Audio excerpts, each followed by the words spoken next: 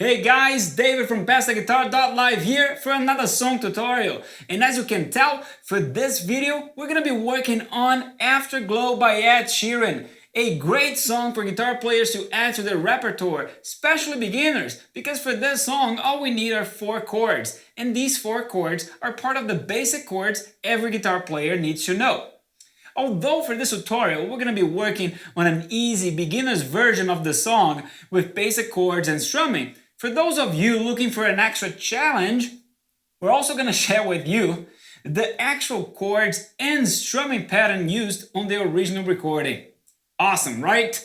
Well, keep in mind that we're going to need a capo on the 4th fret, so make sure you have one with you while you're watching this video.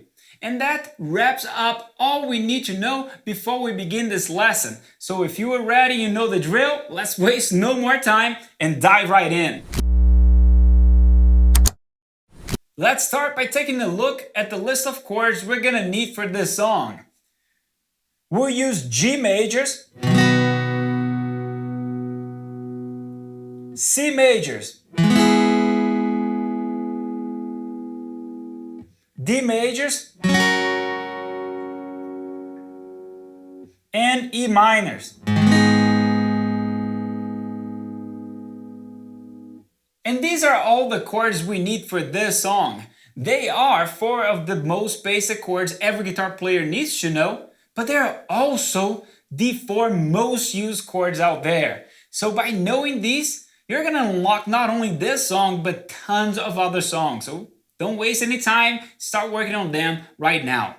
Don't worry, we didn't forget about sharing with you the actual chords used on the original recording, and they are.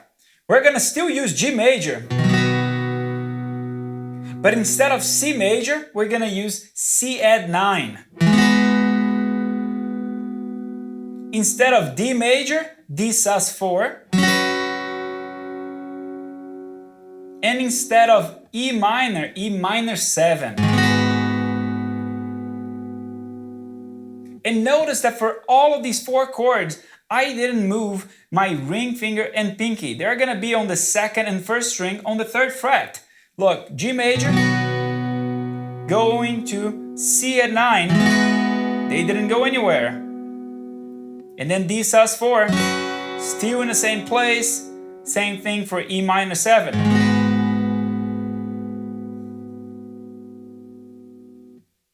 These variations of the basic chords are fantastic. So if you are already comfortable with the basic chords, maybe you should try to practice with these new chords, because you're gonna find yourself using these on many other songs and they sound pretty cool, right? Now that we covered all the chords, it's time for us to take a look at what we're gonna use for strumming pattern. Let's start by taking a look at this basic strumming pattern, because the actual strumming pattern used on the original recording is a variation built on this strumming pattern here. And you see here a bunch of quarter notes, a bunch of ties, but it's only 3 hits, and we're making those hits all down. We're gonna hit right on 1, on end after we say 2, and on 4. But for that, make sure you're actually moving your hand to the subdivision of the 8th notes. So all of the 8th notes are going, your movement on the hand is down. So 1 and 2 and 3 and 4 and. And that's gonna really help because those hits are strong hits and we want to make sure that the pick and the strumming is down to give a beefy sound to the strumming pattern. And also, when we start exploring, building up on this strumming pattern, you're gonna notice that we need to move our hands to that subdivision anyways. So listen, I'm gonna play now, listen to the way that I'm counting, and pay attention to the movement of my hand as well. 1 and 2 and 3 and 4 and 1 and 2 and 3 and 4 and 1 and 2 and 3 and 4 and 1 and 2 and 3 and 4 and 1 and 2 and 3 and 4 and. Now let's plug in a chord. Let's use G major and practice this basic strumming pattern. Here we go. 1 and 2 and 3 and 4 and 1 and 2 and 3 and 4 and 1 and 2 and 3 and 4 and 1 and 2 and 3 and 4 and 1 and 2 and 3 and 4 and... Nice! And making your hand move to the subdivision makes it easier, right? Well, if you are not interested in learning the actual strumming pattern used on the original recording, you can move on to the next chapter, because now we're going to be covering that. So make sure you are moving your hand, because it's going to make everything a lot easier. And here it is. Well, we do have a 2-bar phrase for the original strumming pattern. Keep in mind that this is just a pattern. There are some variations on the original recording, but they're all based out of this pattern here. But don't worry, the 2-bar phrase is not that complicated. You're basically playing the same thing for measure 1 and 2. The only difference is that on measure 2, we're going to do those 16 notes at the end of the measure, where we're going to do a down and up and up. So what got added here? We added an 8th note on the 2nd beat, so it's to end now. And after the 3rd beat, we also got another 8th note added, so it's and 4. I'm going to play, pay attention to the way that I'm counting, and also make sure you're moving your hand to the subdivision. You're going to see how helpful it is. Here it goes. 1 and 2 and 3 and 4 and 1 and 2 and 3 and 4, second measure, and 2 and 3 and 4 and a 1 and 2 and 3 and 4 and 1 and 2 and 3 and 4 and a 1 and 2 and 3 and 4 and 1 and 2 and 3 and 4 and a... Cool, let's plug in a chord. Let's use G major. Here we go. 1 and 2 and 3 and 4 and 1 and 2 and 3 and 4 and 1 and 2 and 3 and 4 and a 1 and 2 and 3 and 4 and 1 and 2 and 3 and 4 and a 1 and 2 and 3 and 4 and 1 and 2 and 3 and 4 and a... I hope you guys are enjoying this tutorial so far, and if you're new to the channel, don't forget to subscribe, click on that bell and like this video. And if you have any questions, suggestions, or requests for any type of content you would like to see us covering in this channel, leave us a comment and we'll get right to it. And now that we covered chords and the strumming pattern, it's time for us to take a look at the form and chord progressions. And when it comes to the form, this song is pretty basic. It only has verses, pre-choruses, and choruses. And when it comes to chord progressions, we're only going to be playing 2 different types of chord progressions. One that is used for the verses, and another one used for the pre-choruses and for the choruses.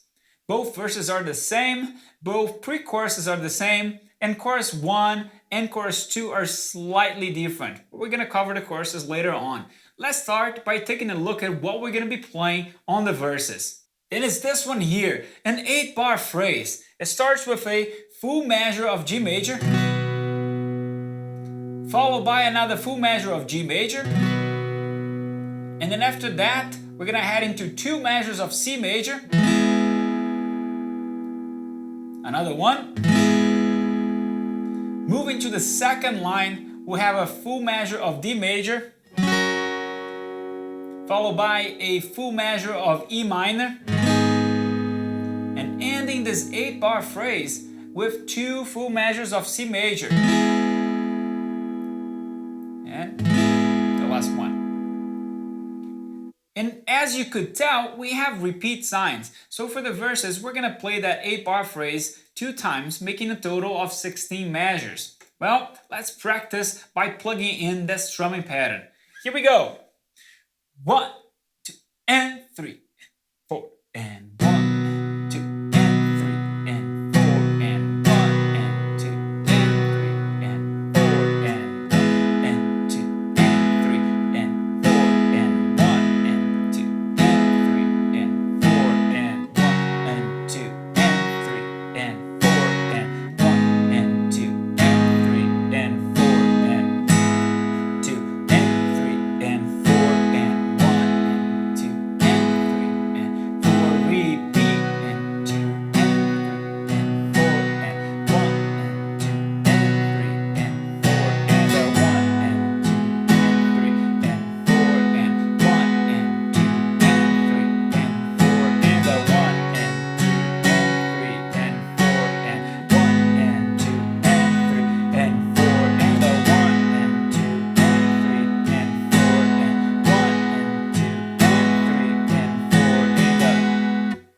nice, right? And I'm gonna take the opportunity to go back and forth between the basic chords and strumming with using also the actual chords and strumming pattern of the original recording. Well, now that we covered the verses, and that's all we're gonna do for verses 1 and 2, let's take a look at what we're gonna be playing for the pre-choruses. And here it is, a 4-bar phrase, even better. But as you can tell here, there are repeat signs and you have a 4x at the end, which means that we're gonna play these 4 measures 4 times, still making a total of 16 measures. And we start here with a full measure of C major, followed by another full measure of C major, and then after that we have a full measure of G major, and ending this 4-bar phrase with a full measure of D major. That's it. And if you're practicing the actual chords used on the original recording, you can substitute them here. Instead of C major, use C at 9. Instead of D major, use D sus4. You know it. And if you have any doubts, you can always go back to the chapter where we cover the chords. Let's plug in that strumming pattern and practice the pre-chorus. Here we go.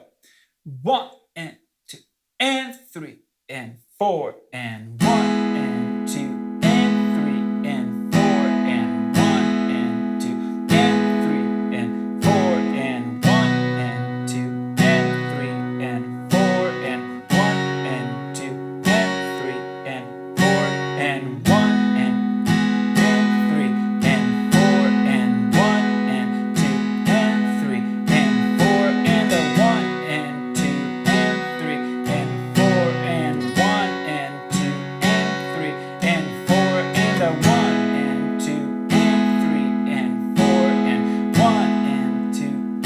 3 and 4 and 1 and 2 and 3 and 4 and 1 and 2 and 3 and 4 and 1 and 2 and 3 and 4 and the 1 and 2 and 3 and 4 and the 1 and 2 and 3 and 4 and 1 and 2 and 3 and 4 and the...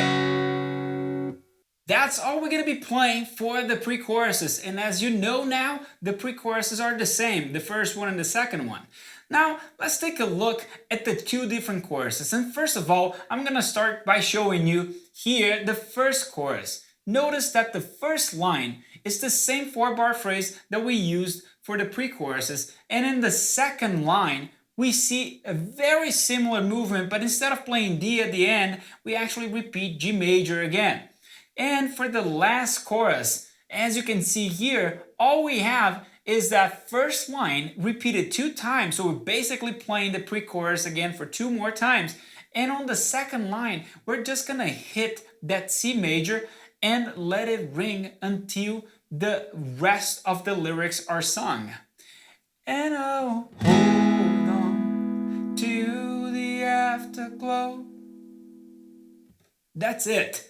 So let's actually practice chorus number 1, because we do have the second line being a slightly different chord progression, because we're going to play G major for 2 measures. And because we already covered this whole thing, let's just go straight into plugging in the strumming pattern and playing the chorus. Here we go. 1 and 2 and 3 and 4 and 1 and 2 and 3 and 4 and 1 and 2 and 3 and 4 and 1 and 2 and 3 and 4 and 1 and 2 and 3 and 4 and 1 and 3 and 4 and 1 and 2 and 3 and 4 and the 1 and 2 and 3 and 4 and G and 2 and 3 and 4 and the... And now that we covered all we need for us to play this song, let's put to practice what we learned by doing a playthrough demo. We're gonna go over a verse, a pre-chorus, and a chorus. Let's start with a verse. Here we go. 1, 2, and 3, and 4, and 1. Stop the clock, it's amazing. You should see the way the light dances off your hair. A million colors of hazel, golden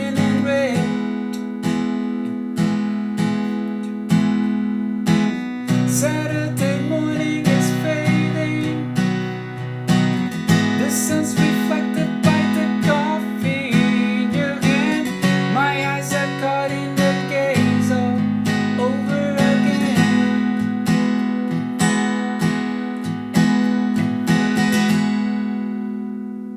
Nice, now let's do a pre-chorus. 1 and 2 and 3. We were love drunk, waiting on the miracle.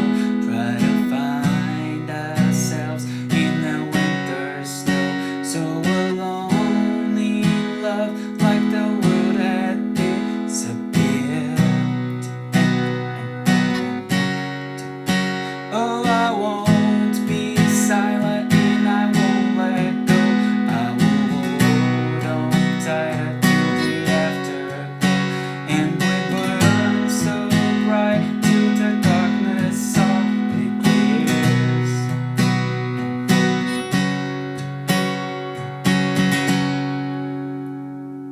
And now it's time for us to do a chorus.